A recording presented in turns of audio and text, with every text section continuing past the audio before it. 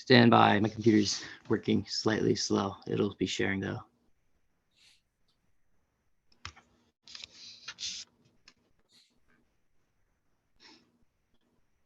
Oh, there you are. There's you, not your slide, not your screen yet. Stand by. It's been me trouble starting ending. Let me.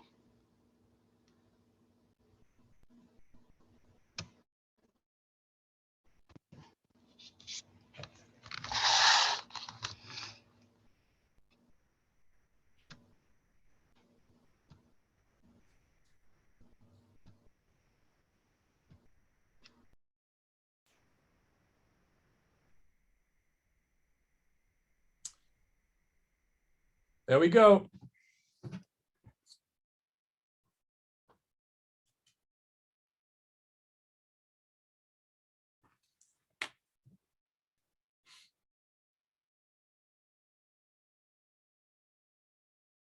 We can't hear you.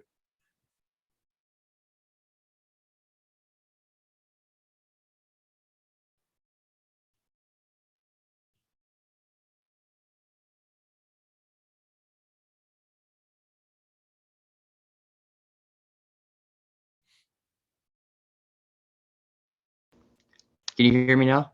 Now we can, but we've lost your screen share. Okay. All right.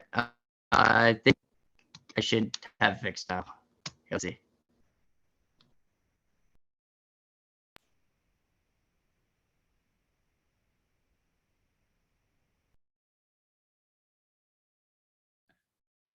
I can't hear you again. But I can see your screen.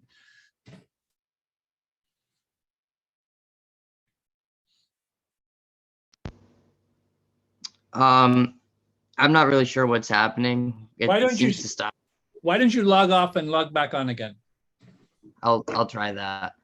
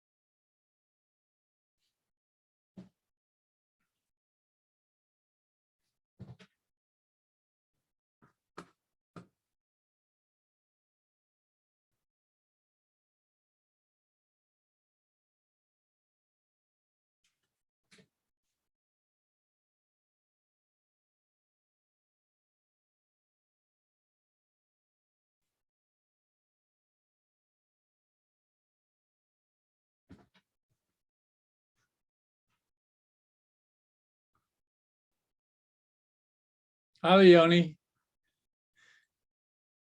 We're waiting on the first presenter to log back on. Yeah, I was just gonna chat with you guys to suggest maybe we should have the next presenter go first. Let's give him another few seconds. This is the second time we've encountered that. Oh, here he is.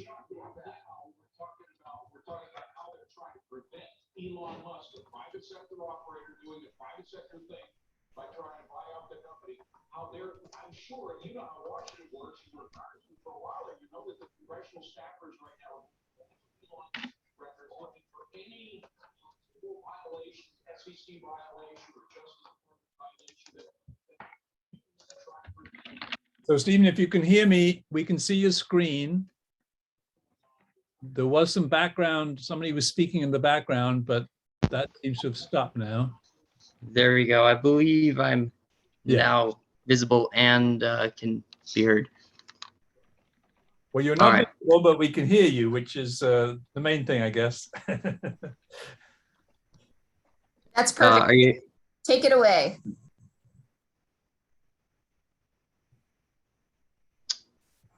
There you are. Okay, let's go.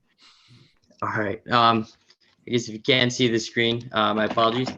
So 80-20 running, it's a passion of mine, and this presentation and this research I've done is something I really hope actually inspires others to try this style of running and join their own journey to learning running.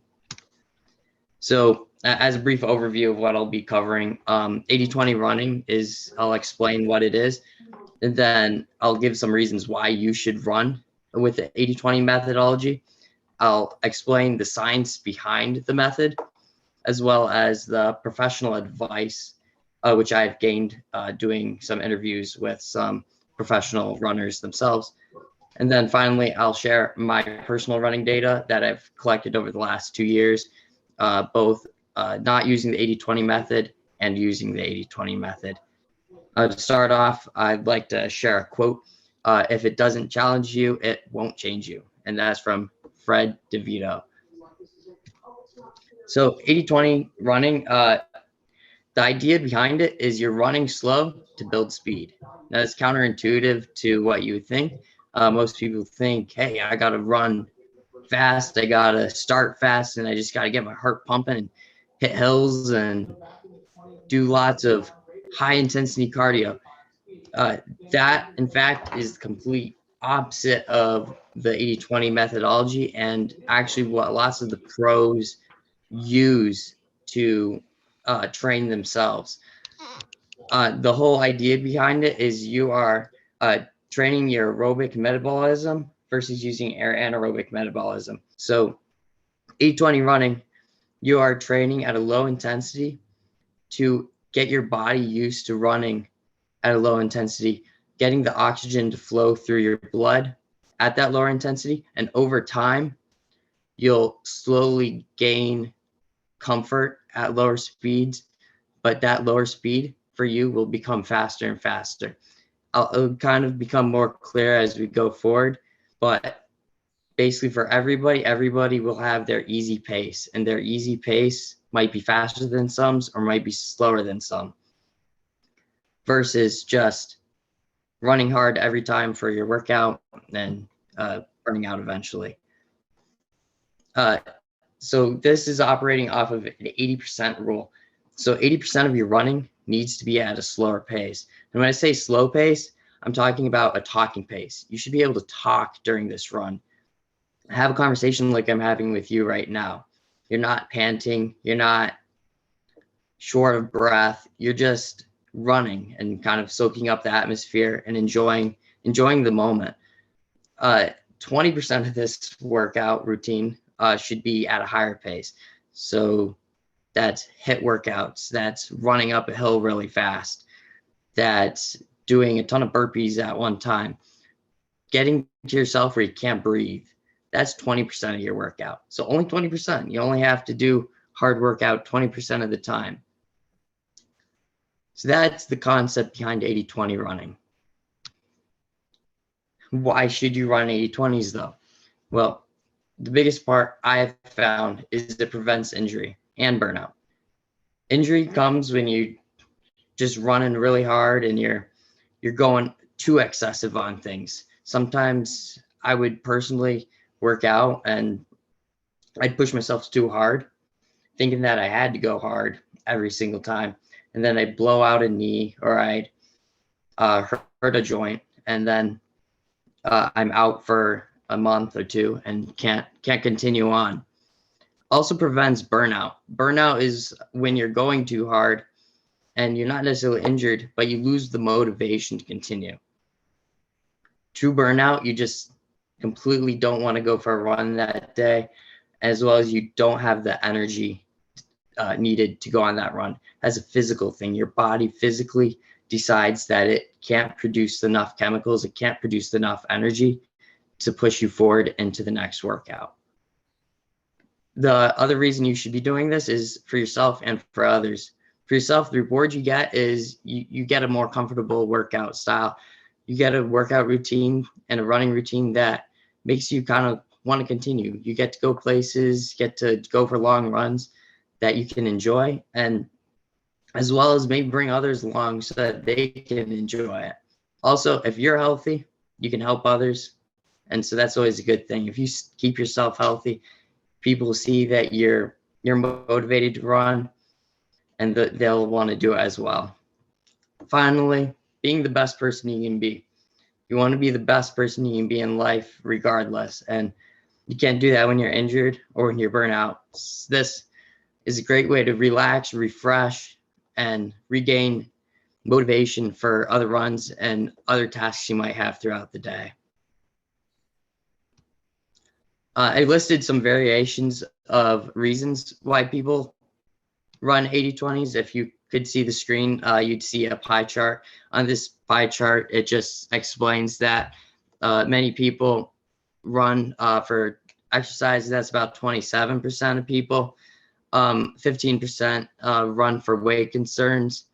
And then there's various other reasons, as in competing in school or endurance racing, or just relieving stress.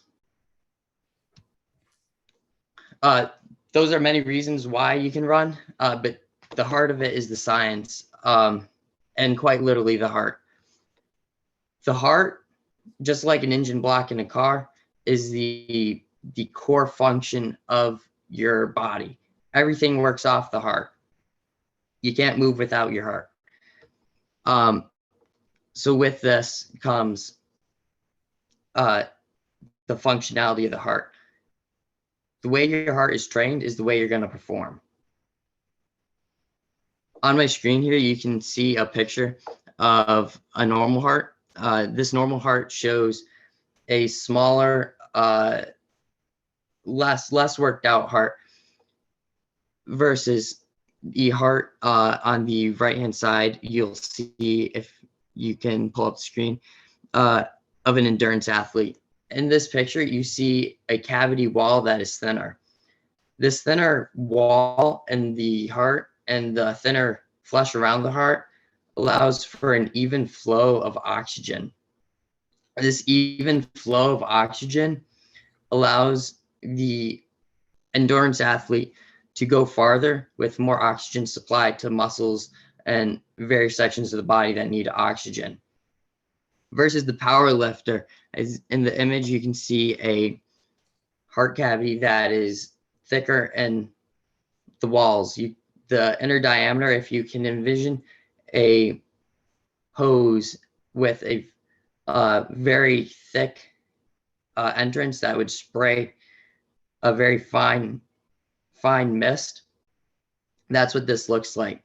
This allows athletes such as power lifters, people who are lifting very heavy things, to put lots of pressure on their veins and their heart without bursting it, so they can get up huge and heavy weights.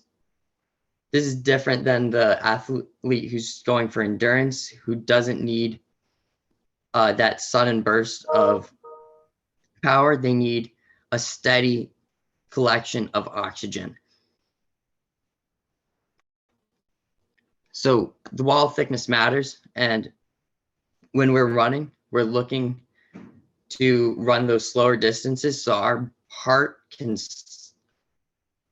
slowly adapt and widen those arteries in order to allow more oxygen to flow through to our brain and our muscles.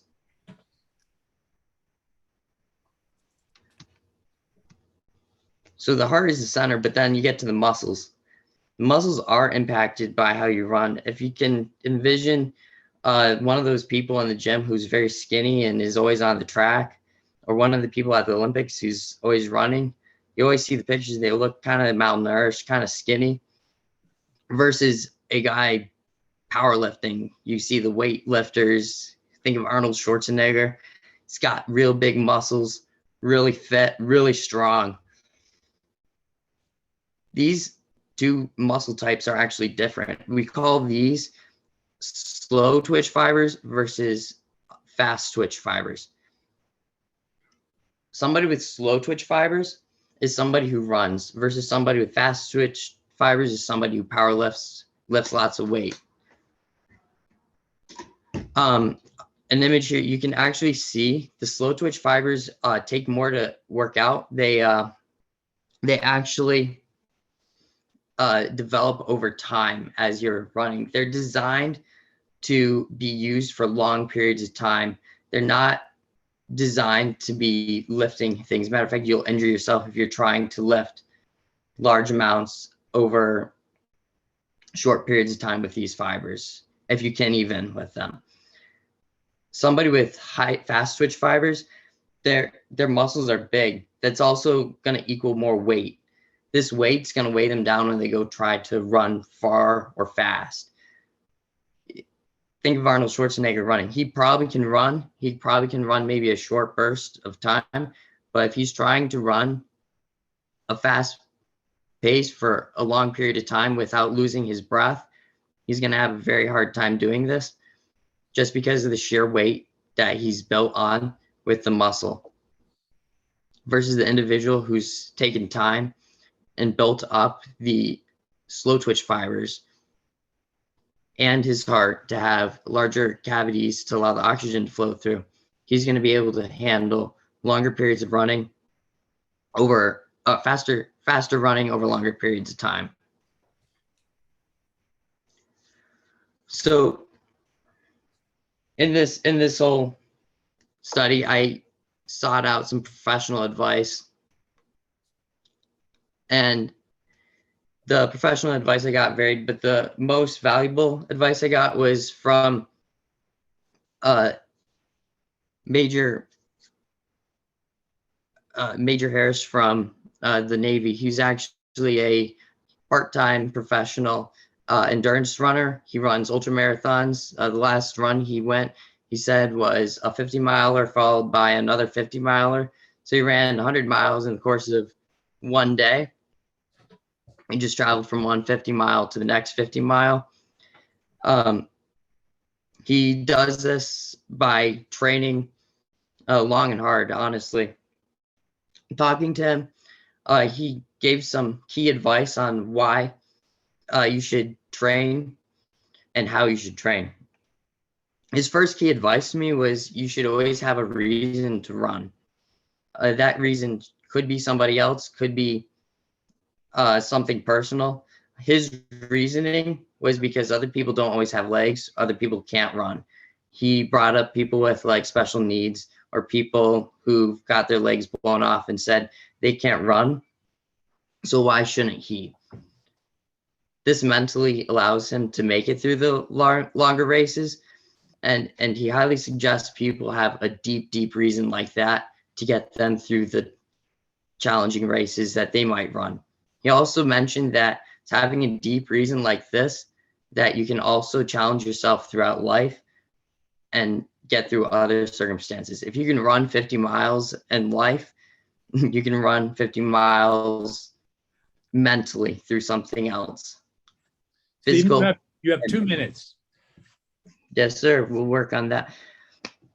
He also talked about structure. You need to have structure in your workout, which is where I'll present where I structured my workout. As you can see, my personal experience, I have an image here showing my 80-20 workout experience for my present.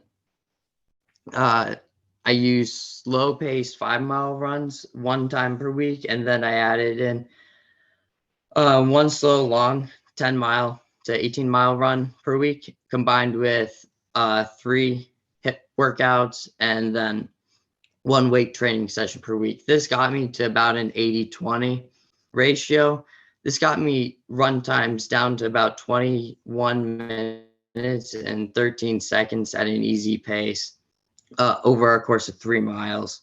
My unstructured workout last year from 2020 to 2021, I was running about 2 miles and 23 minutes on average. This was because I had an unstructured workout. I wasn't running slow miles. I was balls to the walls each time, trying to run 3 miles on my goal pace. And I was hitting the gym like 3 times a week for weights. So you can kind of see that's the stark difference that really hindered me versus when I added structure with the 80-20. So that concludes my presentation. I covered 80-20 running and why you should run, then some of the science behind it, professional advice I got, and then my personal running experience. At this time, are there any questions? Okay, Stephen, I actually have 3 questions. First of all, very short question. Your second or your third slide, I think, was a pie chart, and I wondered where you got that data from. It gave all the different reasons why people run. Yes, I got that on a scientific journal article, and so it was like data that was like throughout the article. So I took it and I put it on an Excel sheet and created a pie chart out of it.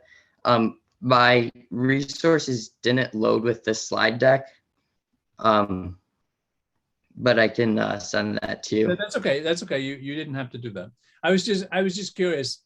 There's a great variety of reasons. I don't know what the percentages are, but it looks like I was looking at the one. Oh, there are percentages on there, right?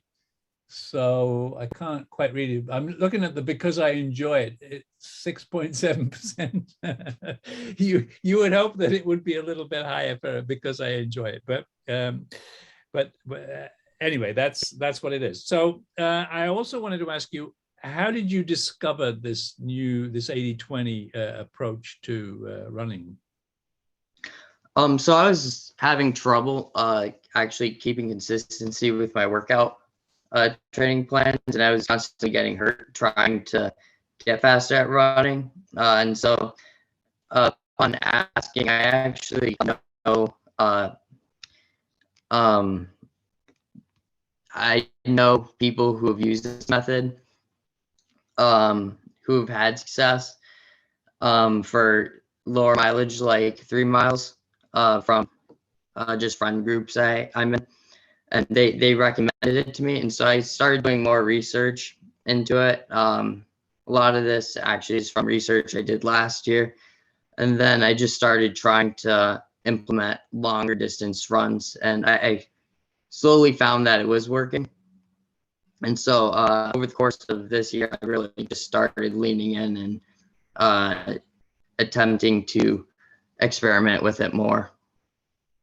My last question is, so you said that you'd been working in this space before. What did you learn as a result of doing this project from the beginning of the semester to this point in the semester? What do you now know that you didn't know 10, 11, 12 weeks ago? I think what I know now is definitely that the 80-20 ratio, it doesn't have to be exactly 80-20. It can be maybe 75-30. It's just more about consistency and doing something at a consistent pace, having variation, and enjoying what you do, or finding a real reason to enjoy what you do to enable you to do it long term. Otherwise, you'll just mentally check out and not be able to progress towards it. I think in the 12 weeks, I think that was more discovered over the course of a couple of years, trying to run with the first method and then moving into this method. How long have you been running? I've been running for maybe I've always been active, but I've been running consistently for about maybe 3 years now. I see. Okay, great. Well, nice presentation. Does anybody else have any questions? I do. Stephen, can you go to your, I think it was just your 80-20 slide where you actually break down what is 80-20? Because I actually really liked that slide that you had, because throughout your presentation, I was even thinking, well, what does 80-20 mean? You know, does it mean that if you're running for whatever 40 minutes, does it mean that you run for, in terms of just minutes, I don't know, 10 minutes fast versus, but in that slide, it's I think maybe slide 9, is it?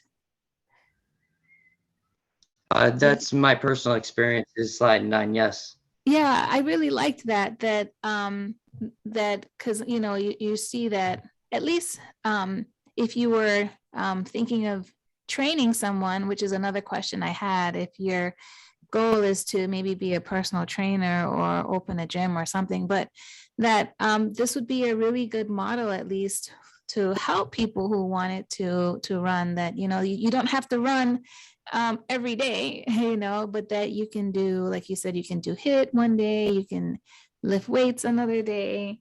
So I really like this. And then the second was, do you plan to use this to help train other people?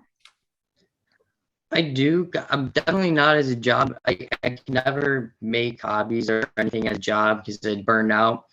I've already started like helping just relatives and friends structure their workouts. I go out on runs with other people often to just see where they're at and see if I can help get them a better pattern, more consistency. So it's definitely something I enjoy doing, and probably will continue to enjoy doing.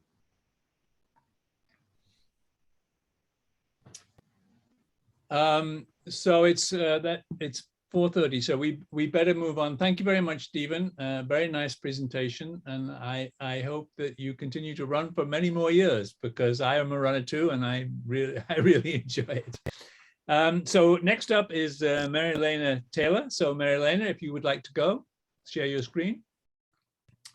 Yeah, sure. Hi. Okay, give me 1 second.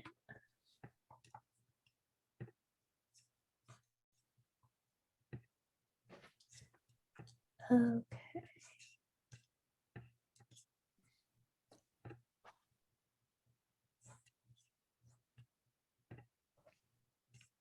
Okay, can you see everything? Yep. And you guys can all hear me? Awesome. Okay. First of all, thank you all for being here. Again, my name is Mary Lena, and I'm really excited to share my capstone project with you. Before I begin, I actually wanted to ask everybody a question. Using the chat feature, since we're all on Zoom, I wanted everyone to please write the first thing you think of when I say the word perception. And you can share it in the chat, and then I'm actually going to read them off. I'm curious what you guys have to say. Let's see. Oh my gosh, that's fast. Image, lens, POV, perspective, eyes, view, personal feeling, Twilight Zone. That was a scary TV show.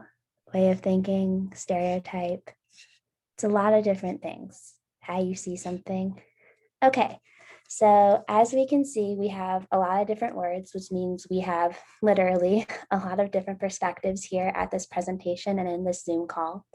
According to Oxford Languages, perception is defined as the ability to see, hear, or become aware of something through the senses. Perception, or the act of perceiving something, is something we literally do every day, whether we may realize it or not. My capstone project is a museum pitch that I created called Challenging Perception on Both Sides of the Lens, an exhibition of the Vietnam War photojournalist Nick Ut. I chose Nick Ut and his work as a Vietnam War correspondent specifically because of the role media played in the outlook of the war on both sides of the civilians and the soldiers as a whole. Oh, here we go. So first, I'm going to be talking about my exhibition concept, like what is my idea and what is the goal of the project. First, I want to talk about exploring photography as a historical and educational tool, specifically using the work of Nick Ut. Then to explain the role of the public and the media throughout the Vietnam War, and also the necessity of having and broadening your perspective in the understanding of global events. Lastly, to implement an interactive element, which I'll be talking more about later in my presentation. So as far as my exhibition topics, what I mean is what broader umbrella does the exhibition fall under? What topics will I be covering? The same way I asked you all, what do you think of when I said perspective? I want to include definitions, key quotes and phrases in the exhibit as well. I would include the definition for perception, connection, resilience, and hope, to name a few. On the wall as well, I would print these they would be like giant stickers. And then I also need to give you all a little bit of context with the historical origins of the discipline of war and combat photography. So as many of you may or may not know, photography wasn't initially developed and created until the mid-end of the 19th century. The first armed war to be photographed was the American Civil War, which took place from 1861 to 1865. How it worked is that some of the greatest photographers at the time, like Matthew Brady, for example, they would take their cameras and they would go stand on the edge of the battlefield, and they would take their collodion plates and then go stand in their mobile darkrooms that were literally pulled by horse carriages. And then they would develop their photographs on the sides of the battlefields, and they would follow the soldiers onto the next realm. So by the time about 100 years later, when Nikat had started his photography career at the age of 23, photography had become a lot less dangerous. The chemicals were far less toxic than they were back in the 1800s, and it was far more accessible. In the 1800s, photography was a luxury. It was a luxury to have your photo taken, and it was very expensive. At this point, many of the GIs even had their own personal cameras, and now for the first time, you could see your boys being shot at and killed on MSNBC instead of hearing the aftermath just on the radio, like previous wars, like World War II in Korea. This was a really big deal because for the first time, the war was really being brought home. And by home, I mean that Americans were actually seeing live what was happening to other people across the world. And because I only have 15 minutes to tell you what I've been doing for the past semester, I also can't even begin to do the Vietnam War justice. And especially because the Vietnam War really isn't the 10 years that I'm talking about. The Vietnam War stems much farther back, including French colonialism and the Japanese invasion during World War II. In short, the Vietnam War that we think of started in 1955 and ended with the fall of Saigon in 1975. That's the capital city of Vietnam. There were two sides. One was backed by communists, and they wanted to align the country with a much more communist point of view, which is what the country is now. The others were backed by the French and the United States and hoped to align the country with the West more closely. The United States entered the war hoping to do so. Tensions were also exacerbated more completely by the Cold War. And obviously, as many of us know, the United States failed to win the war. On the right, you'll see I have two flags. The yellow flag with the 3 red stripes is the flag of Southern Vietnam, and the red flag with the yellow star is the current flag of Vietnam today. According to the National Archives and History Network, it is estimated more than 3 million people died during the war, over half of which were Vietnamese civilians.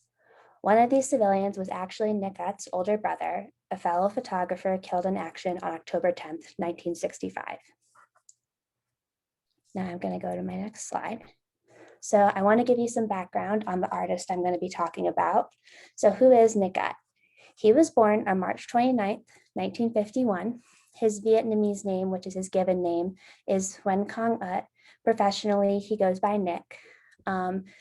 He spent his entire career as a photojournalist for the Associated Press, and he retired in 2017.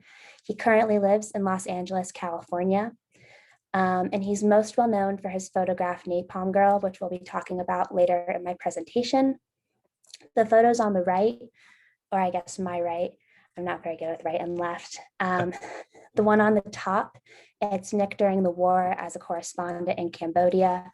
The camera around his neck is a 35mm black and white camera. It's a Nicomat made by Nikon, and it's actually in the Women's Museum in Saigon today, if you ever want to go see it.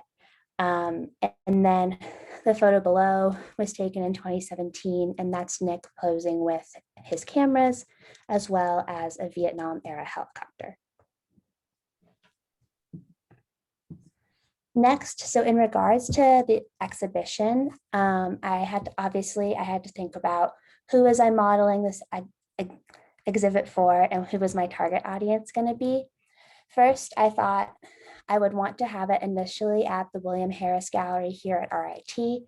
I did that because since I was working on this project during the semester, I could go visit this gallery and get a great feel for it. If you've ever been to the William Harris Gallery, you know it has a great open floor plan and it's easily transformable. Plus, there is an elevator in Booth Hall, so if anyone who has like an adapted device or a wheelchair, it would be easy for them to get there. Along with that, at the exhibit, there would be 5 mounted prints on the wall, not including a mix of projected photographs. Traditionally, if you've ever been to a photography exhibit, the work is always speaking for itself, and that's because the work and the photographs, especially these photographs, are so powerful, and we're going to talk about that. However, I know for me, something that's really important with museums is making museums interactive and really engaging with the visitor and the artwork. So something that I wanted to do was not just have pictures on the wall. I wanted to have projections and do something different. I considered using the university gallery, but too much natural light means too much light for projections. The target audience for the exhibit is students starting at ages 16 and up, mostly because of the graphic nature of the images. That's around the age you begin to learn about Vietnam in school. And if this was the 1950s and 1960s, that is only just 2 years before you would get drafted. So there is a symbolic nature to that number as well. Along with that, any adult with relevant interest is a great candidate to come see this exhibit. The images on the far right are archived images from just pictures I've taken when I've gone to visit museums. During this semester, I visited the Memorial Art Gallery and the Strong Museum of Play in downtown Rochester to just, I guess I could say it was for fun, but it also was great research for me to go in and see what I liked and what I didn't like. And as a part of this project, I actually went through and made a list of every museum I've ever been to, what I liked about it, what I didn't like, the exhibits I saw, if I could remember. And my whole family is actually on this call right now, and they will tell you that everywhere we go, I say, can we please go to insert museum? Because it's always really important to me to see everything that we can see. So that first photo up there is a photography exhibit I saw at the Fine Arts Museum in San Francisco back in 2017. And below, it's a sculpture of radios that's really awesome. It's actually at the MAG right now in downtown Rochester. So you should totally go after you get off this call. All right, Lena, you have 2 minutes. Oh my goodness. Okay. So next, installation labels and panels, again, accessibility focused. Headphones would be available. Hourly tours and the exhibit could also be self-guided, and there are viewfinders at the door. So the whole goal is that you could go and take a viewfinder around the exhibit and kind of recreate the experience of holding up a camera. And at the end, you could sign it and say what you learned. Also, the QR code on the right, you guys can all actually scan it and see the installation panel that I wrote if you want to do that. I didn't realize I was talking so much. I apologize. Next, right here, this is an example of one of the photographs, and then the label on the left, that's what, if you scan the QR code on the bottom right, that's what you would see. I think this photograph is really compelling for a lot of reasons. So what's happening here is this woman and her baby are being evacuated. And again, the gaze is really powerful. And as she's looking away from the camera, the soldier is just looking right into the fire. And I think there's a lot to be said with that. This next photo, if you've ever looked around or opened a history book, you've probably seen it. This is Napalm Girl. It won a lot of awards back in 1973, and the New York Times almost didn't print it because of the nudity. The girl there is Kim Fuck, and Nick was able to save her after he took the photo because she had third-degree burns all over her body afterwards. This photo it just hits me in a way that I can't really explain, but basically the United States, napalm was uniquely a United States thing. Southern Vietnamese forces thought they were dropping it on Viet Cong, but they dropped it on civilians. It ended up killing 2 of her cousins, but again, this photo is really striking. It was on newspapers all over the world the next day, New York, LA, and Tokyo.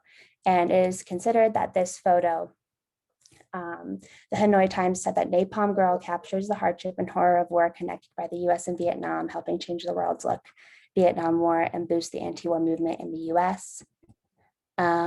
This next photo here, so maybe that photo captures the previous one. Napalm Girl shows a horrible moment and a horrible war crime in our history. And then Nick and Kim are still friends to this day.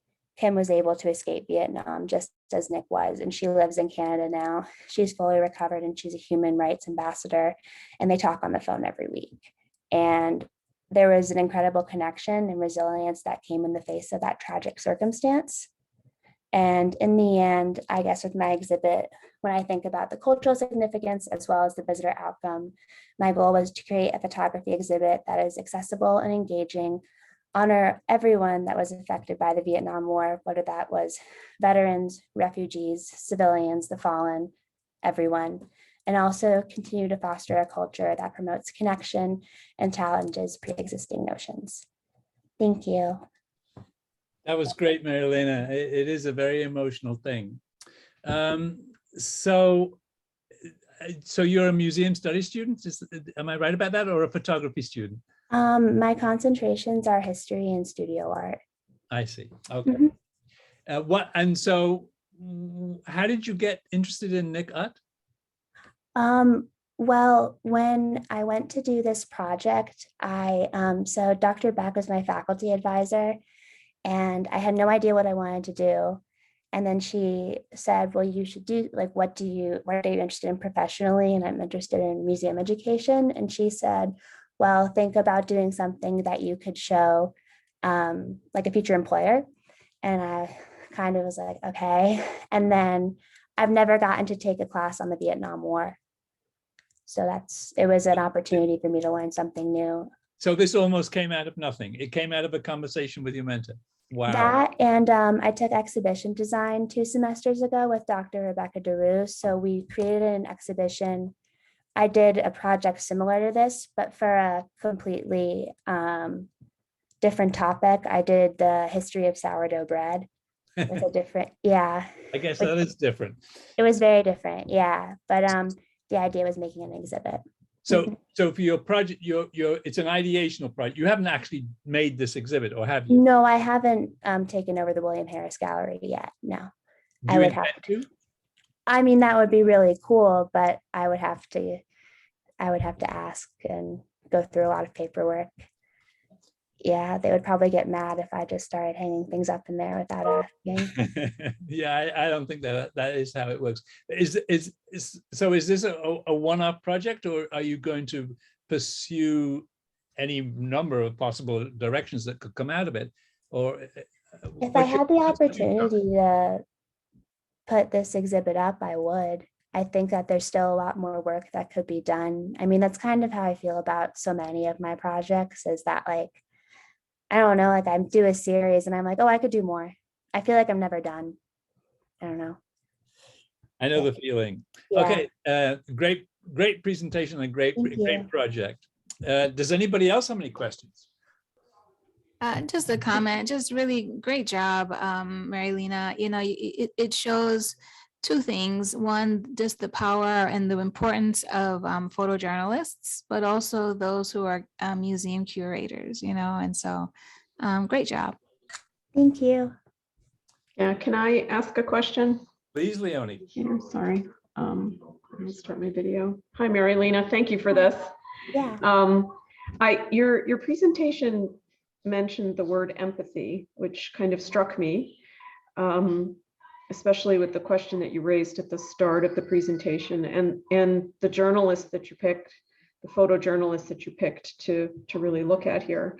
How do you think these pictures either created empathy or apathy on the part of the protesters that were on the other side of the world I think it looking at did these both. pictures?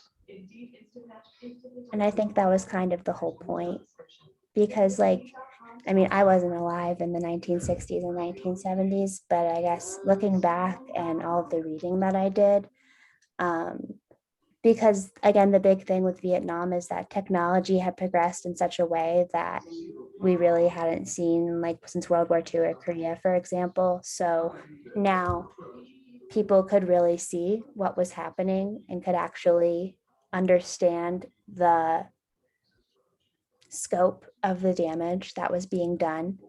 And I think that's a really big thing, because especially for many Americans, like a war, like when we think of traditional combat, hasn't been fought on American soil since the Civil War. So when in thinking about war, and like even like, I mean, obviously we think of like 9/11, for example, but that was an isolated attack, you know, stuff like that happens. And like, God forbid, stuff like that happens, it happens in very sporadically. Whereas there are terrible things that happen all over the world all the time. And I think that these photos were kind of meant to not spark any specific emotion, but more of an emotion in general, and more be like, you should be outraged that there is a person anywhere on this planet that is going through this. And it doesn't matter who it is. And it doesn't really matter your connection to them, but like no child, no mother, no father, like no sister, no brother should have to feel or be in this situation and be at the hands of this sort of evil. And I think that was kind of the point, and kind of creating that connection, because at the end of the day, we're all human beings. I think that was kind of the pull, at least to me. That's kind of how I took it. Okay, thank you. Yeah. Small comment, actually. Hi. Hi. You know, I'm not Vietnamese myself, but you know, as an Asian American, seeing the preservation of this kind of history and the importance of preserving it, you know, is incredibly touching. This fact, and especially the fact that you seem to very much vouch in the eyes of like empathy towards the people that had to go through this kind of struggle during this time, this very horrific time. And it's good to see that there are people out there still who want to still remind others that, you know, stuff like this, while it happened how many years ago, you know, I mean, if we look at what's happening right now with even the warfare in Ukraine right now, like it can happen at any time, and people are going to go through a lot of trouble doing through this kind of warfare. So again, appreciate just to say, especially just as an Asian student, I appreciate that kind of preservation. Thanks. That means a lot for you to say that. Thank you for coming. Okay, thanks very much, Marilena. That was a lovely presentation about a very difficult topic. Seras, you're up. All righty. Let me, let's wait first. Are you able to? I have to stop sharing my screen, don't I? Yeah, there we go. Sorry. Thank you. No worries. Now we can see you, but not yet your screen. All right. Are you able to see this? Yep, now we're good. Okay. All right. Are you still able to see it just fine? Yep. Okay. Set it up. All right. Hi, everyone. I'm Seras Wong, and my capstone project is a bit of a two for one. I'm going to be starting my own indie game studio, Skyline Studios, as you can see by the logo here, as well as my first game, or our flagship game, if you will, starting out that hopefully we should be starting or releasing sometime in the next coming years. But more on that a little later. First and foremost, company profile. So Skyline Studios is an up-and-coming indie game studio, as I mentioned, and our focus is going to be on having diversity and representation, both behind the scenes and imparting it into the characters in the video games we produce. So I'm obviously, as I mentioned, Seras Wong. I'm a fourth year Soy student, and my partner in crime, so to speak, is Justin Lee. He is a game design development student who is literally a couple rooms down. So he's going to be the one helping me a lot with some of the more technical aspects, which is the reason why I had to leave game design development in the first place. So let's talk about the problem that we are trying to solve here. For the most part, at least through a lot of the customer discovery that I did over the summer and since then, many people feel, people that I've spoken to who are of either racial or LGBTQ plus minorities, people in marginalized groups, they tend to feel very underrepresented in video games, especially for people who have not played a video game. I ask them, why don't you want to play a video game? Because it seems to be that you have a laptop, you have a computer, what's stopping you from trying something? And one of the bigger responses that I remember hearing was that, for one, they felt like maybe, they'd be bad at it, or that there was a very large barrier of entry. But on top of that, when they felt like they didn't have any characters that they could really be invested in, or they felt that maybe story-wise, sometimes it was a little lacking for people that look like them. And it was admittedly the same kinds of characters you would see over and over and over again. We felt that as a result, we wanted to create games that had those diverse cast of characters, that had different people from different walks of life, and taking a very honest approach towards representing different people, being Asian, being trans. I'll admit, I don't really see many people that look like me in video games, and whether it be something like, not even just video games, but media in general, like TV, movies. When it comes to representation, that kind of thing, especially for people who in our demographic will be somewhat young, on the younger, or like teenage to young adult to adult age, having those kinds of, having certain forms of media that validate your identity or really speak to you and resonate and can be very helpful. I mean, incredibly helpful. And not only feeling good about yourself, but feeling validated for who you are and finding a community. So our games will be dealing with topics like that. And on top of that, to address people who maybe feel like there's a barrier of entry to gameplay, we want to make sure that the games are accessible, they're easy to understand, without having to give them a $60 price tag like many larger companies do nowadays. So as I mentioned, the customers are going to be likely people who fit within different racial or sexualities or gender identities. 14 and up, typically, we want at least slightly more mature games, and with certain topics that come with it. Inevitably, there will have to be some talks about those kinds of things, even the video games, even if it be a fantasy or a more realistic approach to fiction. We are focusing on creating PC games specifically, so things that could be played on your laptop or your regular computer at home.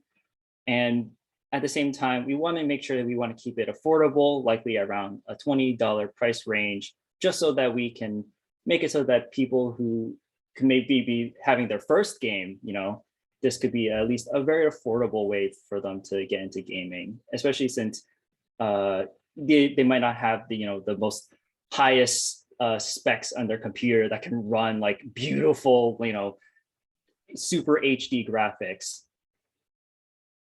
To go into this a little quickly, the Tam, Sam, and Sam. So overall, after doing a bit of research, we found that there, in total, at least in the US, there are 97 million people with personal computers. So if our game would be priced at around $20, that's, as you can see, that's a big market. However, given that our games are definitely a little bit more targeted and a little more focused towards having people of more diverse groups. As you can see with our Sam over here, it's around 50 million people, give or take, in terms of minority PC gamers, and our SOM, which is a combination of both. So say someone like me, who is both a racial minority, being Asian, and LGBTQ plus, being transgender and lesbian. Even then, it is a $78 million market that we can possibly tap into, hopefully. Now, how do we even get there? All this talk about, oh yes, we want to have developers in the back who are who want to impart some of their experiences into some of these diverse sets of characters, and that's all well and good. But how do we start it? So think about the business. I want to talk about some of the financial and some of the legal considerations. Financially, our main source of money will likely come from crowdfunding. A lot of indie studios start like this, where they have a bunch of people. They have usually a website, usually something like a Patreon or Kickstarter or Indiegogo, which sets a couple of goals, and I'll go into this a little later, where you'll have people who, hey, I like this project. I think this is really interesting. I want to support it. And by supporting it through a donation, that helps us, put food on the table, but also helps us in the way of, as the second bullet implies, hiring people. So at the moment, as you might have noticed, Justin and I are 2 people, and 2 people is not a lot. Admittedly, while we do have the capability to create a game with just the two of our skill sets, we feel that it would be more beneficial for us in the future to hire more people. So crowdfunding would hopefully be in the way of doing that, where we can get money and be able to give that towards hiring people for projects that we have in the future, for this project or the ones in the future. Now, I put overhead also on there with an asterisk, because luckily for us, thanks to the age of the internet, I suppose, we actually don't have much overhead. For the most part, overhead is very minimal. At least I would say even more of the money would probably go towards marketing, if anything. Overhead will likely be very, very, very minimal, since we don't plan to have a set space. Legal considerations, we have the legal structure. So we had to define what our business would be, which is a partnership. Our DBA would be obviously Skyline Studios, being that we're going to be doing business as the company. Trademarking, which would have to do with things like the logo, having to do with the title of the game and the series that it'll eventually spawn, hopefully. Licenses, things like the game engine we're going to be utilizing or the platform we're going to be releasing the game on. And finally, we have confidentiality. So for any people we do hire, we do hope that at the very least, we can keep things under wraps. We don't want to spoil everything. We don't want to ruin the surprise for everyone, So speaking of Kickstarter, so our plan is to utilize the Kickstarter crowdfunding platform as our main source of funding for this project and likely for projects in the future. We need to define our goal and the timeline for how we start the Kickstarter. So for example, if we say our goal is $10,000 to start, and we want to do this in 30 days, 60 days, maybe even. To get there, we can put also certain brackets of saying, okay, we hit 1,000. Oh, maybe we'll add in an extra bonus character or something like that. And hopefully we can try to, our aim here is to get, hopefully garner a community and get people interested. And having that kind of back and forth between developer and audience would be really good, not only for the future development of the game, but also just to garner more interest, hence via word of mouth, and hopefully eventually social media as well. So the actual project. So I like to proudly introduce, or somewhat proudly introduce, the game Empowered. It is a narrative-focused, turn-based RPG or role-playing game set in an altered world where people have, a small minority of people are born with special superpower and abilities.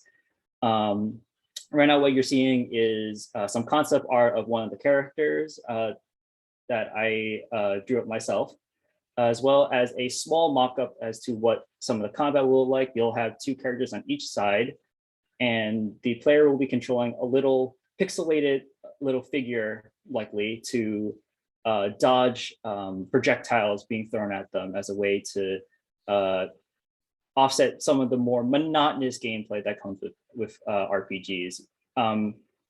When it comes to being turn-based, sometimes it gets kind of like, oh, just back and forth. At least in this way, we want to add a little bit more interactability for our players and make it so that each enemy also feels a little bit more unique with their little projectile patterns and little things that we can make them a little unique. Currently, we're in a prototyping phase. So we're focusing right now, as you can see, the concept art and the core gameplay itself. So there was a lot of talks previously. We thought we wanted to do a fighting game.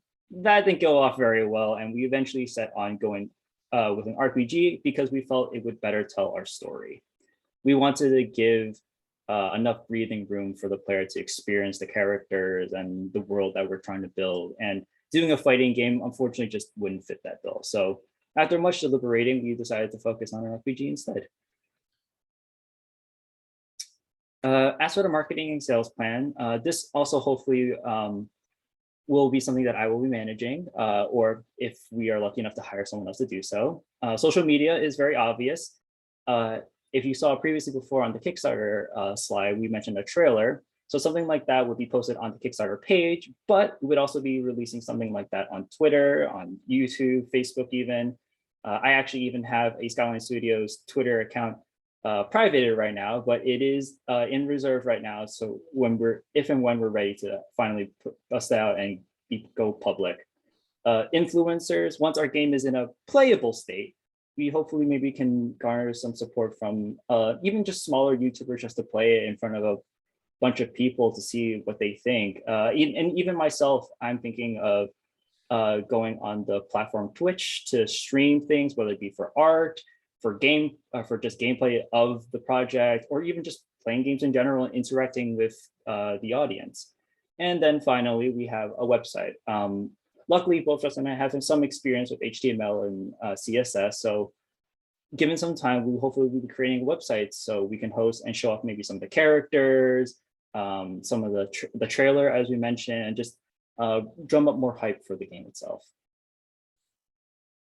The business model itself is pretty simple. So we as a company will be releasing the game onto the platform Steam, as you can see over here, or as well as any kind of other indie game platforms. Very simply, we need to get a license to do so, which is usually a flat fee. And then we can release it and give updates over time as people have purchased the game. And we can say, hey, we have a new update. Maybe we added a level or something like that, and that gets put through the platform. And then obviously, it's a one-time payment. You pay us for the game, as well as maybe any downloadable content we have in the future, and that's it. It's very simple, but it is effective. And that's all I really have for today. Thank you so much. Is there any questions? Thank you, Seras. I have a couple of questions. Of course. Is this going to be your career, right? I mean, is this what you're going to be doing when you graduate? That is hopefully the plan. Yes. Obviously, it's not a sideline. It's I mean, obviously, starting a business like this is incredibly complicated, and there's a lot of moving parts that we have to think about, especially considering there were only 2 people, and we don't really have much of a budget right now. So this is something we're going to jump up on the side, either by getting a job and then producing the game on the side. As I mentioned, I'm thinking of doing streaming myself as a way to help promote the game, but promote myself as a developer, and just as a way to, as also a form of relaxation for when I really have that time of burnout.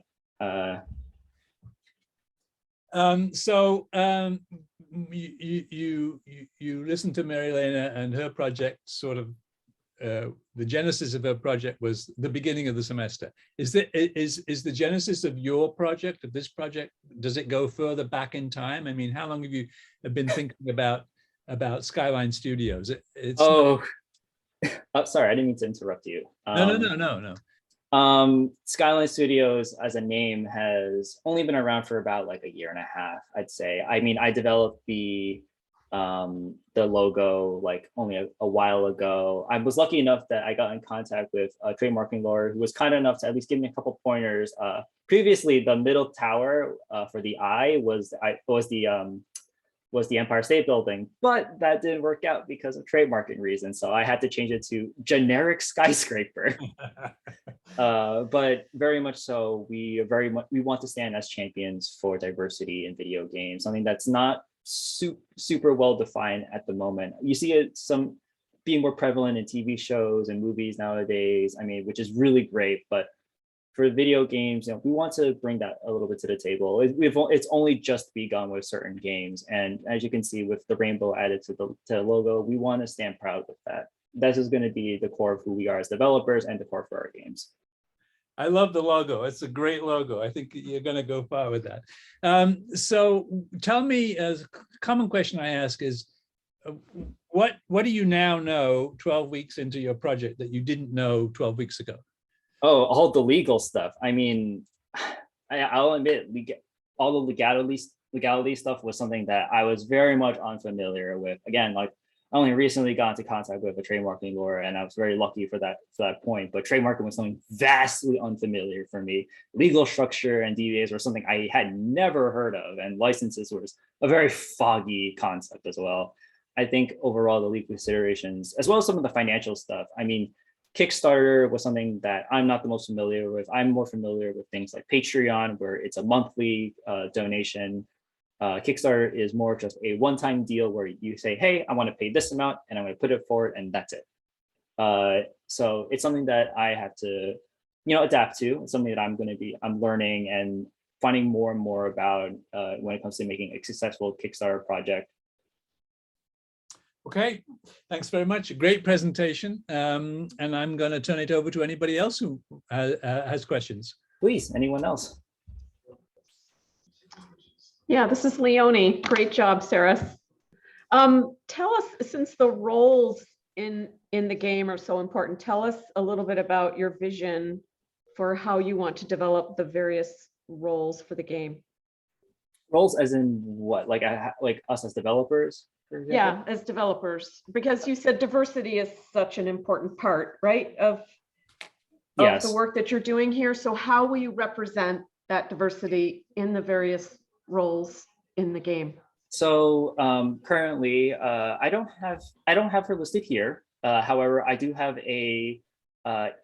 someone who is interested very much so in hopefully maybe doing music for us. For example, she lives in the UK currently, and she's also someone of the LGBTQ plus community, like I am, like Justin is. We want to bring that to the table as characters. I mean, for the character that I just depicted here as part of the concept art, her name's Amelia. She is Chinese Vietnamese character, much akin to how Justin is, 50-50. And she's a transgender character like me. And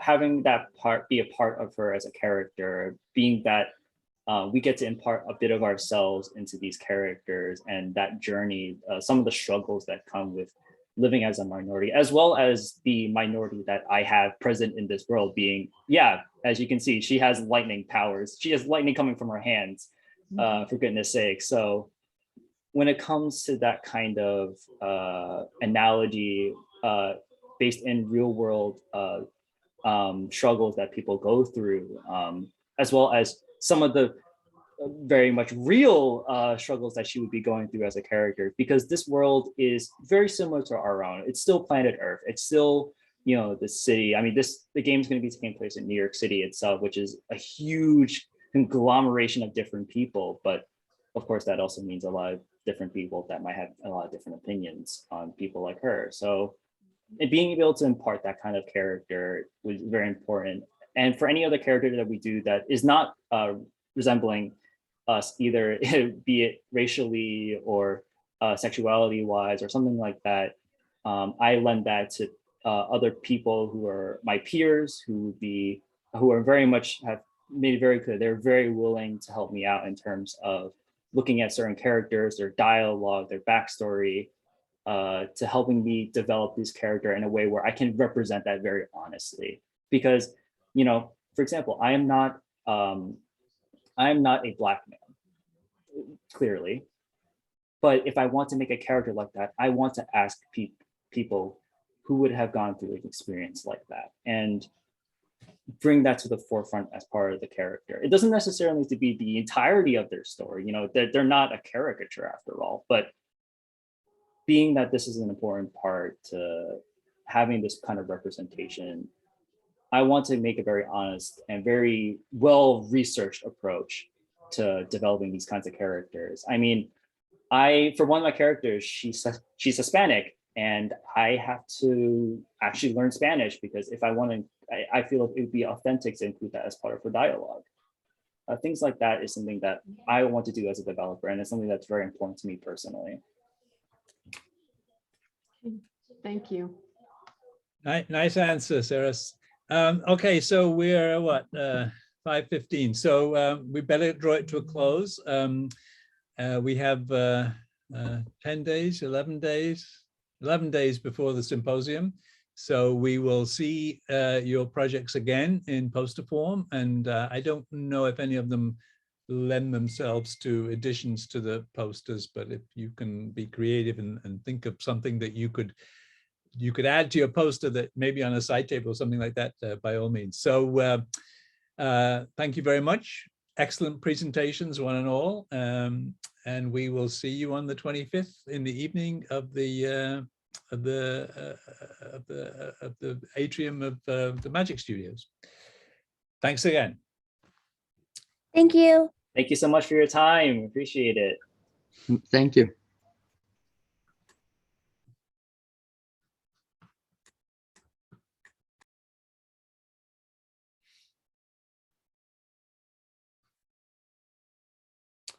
Are you there? No? Okay. So how do it's recording still. Let me see how I